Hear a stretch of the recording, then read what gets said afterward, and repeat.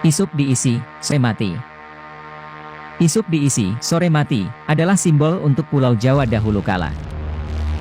Jauh sebelum ajaran Hindu masuk ke Pulau Jawa banyak berisi makhluk-makhluk gaib. Dan yang paling berkuasa, adalah makhluk gaib yang mungkin Anda sudah tahu, yaitu Semar, Togog, Bagong, Petruk, dan Gareng. Karena kesaktian dan keserakahan kelima makhluk gaib inilah, Pulau Jawa dapat sebutan isuk diisi sore mati, yang maksudnya, Pulau Jawa tidak bisa dihuni oleh manusia, walaupun dihuni akan terjadi pertumpahan darah di antaranya, baik karena perang, ataupun bencana alam. Kelima makhluk ini, menghuni mulai dari ujung barat sampai ujung timur Pulau Jawa, seperti contoh satu tempatnya Semar, yaitu di Pulau Ismoyo Pantai Balekambang Malang. Aji Saka. Aji Saka adalah penemu huruf Jawa, Hono Coroko, yaitu ketika Aji Saka menumbali tanah Jawa agar bisa dihuni manusia. Singkat cerita, Aji Saka datang ke Pulau Jawa, dan sudah menciptakan huruf Jawa. Dalam pengembaraannya, dia sadar bahwa tanah Jawa tidak stabil. Sering sekali darah manusia bercucuran, dan akhirnya beliau tahu kalau penyebabnya adalah kelima makhluk gaib tadi, yaitu Semar, Togog, Bagong, Petruk, dan Gareng. Akhirnya tanah Jawa ditumbali, atau diberi rajah dan doa, untuk bisa dihuni. Untuk tempatnya, masih banyak dipertanyakan. Syekh Subakir. Sebuah raja, juga memiliki tanggal kadaluarsa. Dalam perkembangannya, seiring dengan waktu dan semakin ramai Pulau Jawa, Raja Aji Saka tidak bisa bertahan lama dan menjadi kadaluarsa. Kembalilah keadaan di mana jin berkuasa, hujan darah di mana-mana, dan bencana merajalela. Lalu pada suatu ketika, datanglah waliullah pertama di Jawa, yaitu Syekh Subakir. Mengetahui kondisi Pulau Jawa yang sulit dihuni manusia, beliau menumbali tanah Jawa dengan Raja Kolocokro di Gunung Tidar. Dan, menjadi damai kembalilah Pulau Jawa kita tercinta ini. Namun seperti Raja Aji Saka, jelasnya Raja Syekh Subakir juga memiliki tanggal kadaluarsa. Pertanyaannya, kapankah itu terjadi? Semoga Allah senantiasa melindungi kita semua. Versi yang lain mengenai mitos Pulau Jawa. Alkisah, ketika itu di tanah Hindustan ada seorang Raja Brahmana, berjuluk Prabu Isaka, atau yang disebut dengan Prabu Aji Saka. Sang Prabu Aji Saka ini adalah putra dari Prabu Iwasaka, atau Betara Anggajali.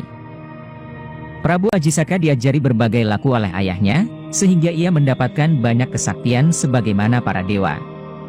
Setelah itu, ia diperintahkan untuk bertapa di sebuah pulau yang panjang, atau dalam bahasa Jawa yaitu Dawa, atau Dowo. Keadaan pulau ini masih sepi, dan sebelumnya oleh Sang Hyang Guru, diberi nama Pulau Jawa. Prabu Isaka, kemudian bergegas mencarinya. Setelah cukup lama, ia menemukan pulau yang masih sunyi, kira-kira di sebelah tenggara tanah Hindustan. Ketika pertama kali Prabu Isaka menginjak di pesisir utara Pulau Jawa, menurut hari Hindu, menjelang hari Buddha, atau menjelang masa Kartika dalam tahun Sambrama. Zaman Pancamakala, mencapai 768 tahun. Prabu Isaka lalu mengelilingi seluruh daratan pulau ini, mulai dari ujung barat laut hingga ujung tenggara. Prabu Isaka sangat kagum ketika mengetahui panjang pulau ini, karena mulai dari Aceh sampai Bali, masih utuh menjadi satu. Dikisahkan, perjalanan Prabu Isaka mengelilingi Pulau Jawa, mendapat kemudahan dari Hyang Sukma. Ia hanya membutuhkan waktu 103 hari. Prabu Isaka lalu bertempat di Gunung Hyang, yakni Gunung Kendeng di daerah Prabalingga dan Besuki. Permulaan pembabatan, ketika hari Soma, tanggal 14, pada masa Sitra, masih dalam tahun Sambrama. Pada waktu itu, Prabu Isaka bersama Empu Sangkala, ingin menghitung angka tahun lamanya bertapa. Karena pembabatan hutan Gunung Hyang dijadikan sebagai angka permulaan tahun, maka dinamakan tahun Sangkala. Yakni pada masa Kartika, dalam tahun Sambrama dalam hitungan tahun matahari, atau rembulan. Adapun bunyi sengkalanya, sama dengan tahun kepala 1 Jebuk Sawok, menandai tahun 1, yakni permulaan adanya tahun Jawa, selanjutnya dipakai sebagai pedoman di kemudian hari, serta awal mula Pulau Jawa ditempati manusia. Begitulah, serpihan kisah asal Pulau Jawa. Teori geologi kuno. Sebuah teori geologi kuno versi lain lagi menyebutkan, proses terbentuknya daratan yang terjadi di Asia belahan selatan adalah akibat proses pergerakan anak benua India ke utara, yang bertabrakan dengan lempengan sebelah utara. Pergerakan lempeng bumi inilah yang kemudian melahirkan Gunung Himalaya. Konon, proses tersebut terjadi pada 20 hingga 36 juta tahun yang silam. Anak benua yang di selatan, sebagian terendam air laut. Sehingga yang muncul di permukaan, adalah gugusan-gugusan pulau yang merupakan mata rantai gunung berapi. Gugusan pulau-pulau di Asia Tenggara, yang sebagian adalah Nuswantoro, atau Nusantara, yang pada zaman dahulu disebut Swetadwipa. Dari bagian daratan ini, salah satunya adalah gugusan anak benua yang disebut Jawata, yang satu potongan bagiannya, adalah Pulau Jawa.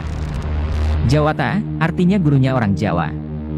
Wong, dari kata Wahong, dan Tiang, dari kata Tihiang, yang berarti keturunan, atau berasal dari Dewata. Konon, karena itulah, Pulau Bali sampai kini masih dikenal sebagai Pulau Dewata, karena juga merupakan potongan dari benua Swetadwipa, atau Jawata.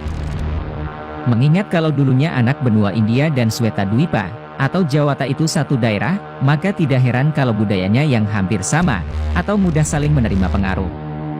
Juga perkembangan agama di wilayah ini, khususnya Hindu dan Buddha yang nyaris sama. Empu Barang. Alkisah, dalam kunjungan resminya sebagai utusan raja, Empu Barang atau nama bangsawannya adalah Haryo Lembusuro, dia adalah seorang pandito terkemuka tanah Jawa, sedang berkunjung ke Jambu Dwipa, atau India. Sesampainya menginjakkan kaki di negeri Hindustan ini, oleh para Brahmana setempat, Empu Barang diminta untuk bersama-sama menyembah patung perwujudan Hari Candana, atau Dewa Wisnu. Namun, dengan kehalusan sikap manusia Jawa, Empu Barang menyatakan, bahwa sebagai pandito Jawa, dia tidak bisa menyembah patung, tetapi para Brahmana India tetap mendesaknya, dengan alasan, kalau Brahmana dinasti Hari Candana menyembahnya, karena Wisnu dipercaya sebagai sang pencipta Tribuana. Dengan setengah memaksa, Empu Barang diminta duduk, namun sewaktu kaki Empu Barang menyentuh tanah, tiba-tiba bumi bergoyang, tidak disebutkan berapa kekuatan goyangannya dalam skala Richter. Yang jelas, saking hebatnya goyangan tersebut, patung tersebut hingga retak-retak. Memang, menurut tata cara Jawa, penyembahan kepada sang penguasa hidup itu bukan patung, tetapi lewat rasa sejati, sehingga hubungan kawula dengan Gusti menjadi serasi. Itulah jumbuhing kawula dumateng Gusti. Orang Jawa, melakukan puja-puji penyembahan kepada Gustinya langsung dari batinnya, maka itu dalam perkembangannya disebut aliran kebatinan, atau perkembangan selanjutnya dikenal dengan istilah kejawen, karena bersumber dari Jawa. Bagi orang Jawa, cerita tentang waktu bumi Jawa belum dihuni manusia, dulu telah dihuni oleh golongan dewa-dewi dan makhluk halus lainnya. Dan salah satu putra Sang Hyang Jagat Girinata, yaitu Batara Wisnu, turun ke Arca pada kawin dengan Pratiwi, atau Dewi Bumi. Dalam pemahaman kejawen, hal itu disikapi dengan terjemahan, kalau Wisnu itu artinya urip atau hidup, pemelihara kehidupan. Jadi jelasnya, awal mula adanya kehidupan manusia di bumi, atas izin sang penguasa jagat. Dewa perlambang sukma, manusia perlambang raga. Begitulah hidup manusia, raganya bisa rusak, namun sukmanya tetap hidup langgeng. Prabu Galbah. Kemolekan bumi Jawa laksana perawan rupawan yang amat jelita, sehingga kerajaan Rum, atau Ngerum, yang dipimpin Prabu Galbah, lewat laporan pendeta Ngali Samsujen, begitu terpesona karenanya. Maka diutuslah dutanya yang pertama, yang bernama Hadipati Alip. Hadipati Alip, berangkat bersama 10.000 warga Ngerum menuju Nuswa Jawa. Mereka dalam waktu singkat, meninggal terkena wabah penyakit, tak tersisa seorang pun. Lalu dikirimlah ekspedisi kedua, di bawah pimpinan Hadipati Ehe. Malangnya, mereka juga mengalami nasib sama, tupes tapis, tanpa tilas. Masih diutus rombongan berikutnya, seperti Hadipati Jimawal, J, Dal, Bi, Wawu, dan Jimakir. Semuanya mengalami nasib sama, tumpes kelor. Melihat semua itu, Prabu Galbah terkejut dan mengalami shock hebat. Akibatnya, sakit jantungnya kambuh. Dia kemudian jatuh sakit, dan dalam waktu tak lama, dia pun mangkat. Pendeta Ngali Samsujen, merasa bersalah karena nasihatnya menimbulkan malapetaka ini terjadi. Akhirnya, beliau mati dalam rasa bersalah. Tinggal Mahapati Ngerum, karena rasa setianya, dia ingin melanjutkan misi luhur yang dicita-citakan rajanya. Dia akhirnya ingat pada sahabatnya yang sakti bernama Jaka Sangkala, alias Aji Saka, yang tinggal di tanah Maldewa, atau Swetadwipa. Habisnya para migran dari Ngerum ke Tanah Jawa itu, menurut Jaka Sangkala, adalah karena hati mereka yang kurang bersih. Mereka tidak meminta izin dahulu pada penjaga Nuswa Jawa. Padahal, karena sejak zaman dahulu, tanah ini sudah ada yang menghuni. Yang menghuni Tanah Jawa, adalah manusia yang bersifat suci, berwujud badan halus, atau ajiman. Aji artinya ratu, men atau wan artinya sakti. Selain penghuni yang baik, juga dihuni penghuni berkasakan, yaitu anak buah Batara Kala. Makanya tak ada yang berani tinggal di bumi Jawa sebelum mendapat izin Wisnu, atau Manikmaya, atau Semar. Akhirnya, Mahapati Ngerum diantar Aji Saka menemui Wisnu, dan istrinya Dewi Sri Kembang. Saat bertemu, dituturkan bahwa, Wadyabala warga Ngerum yang mati tidak bisa hidup lagi, dan sudah menjadi periparahyangan anak buah Batara Kala. Tapi kedelapan hadipati yang gugur dalam tugas itu, berhasil diselamatkan oleh Wisnu, dan diserahi tugas menjaga 8 mata angin. Namun, mereka tetap menghuni alam halus.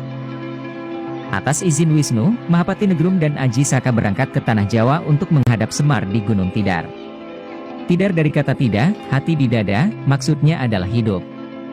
Supaya selamat, oleh Wisnu, Mahapati Ngerum dan Aji Saka diberi sifat kandel berupa Raja Kala Cakra, agar terhindar dari wabah penyakit, dan serangan anak buah Batara Kala. Dan ternyata, masih banyak versi lain yang menyebutkan bagaimana terbentuknya Pulau Jawa. Lain kali akan kita sambung lagi, makanya jangan lupa subscribe.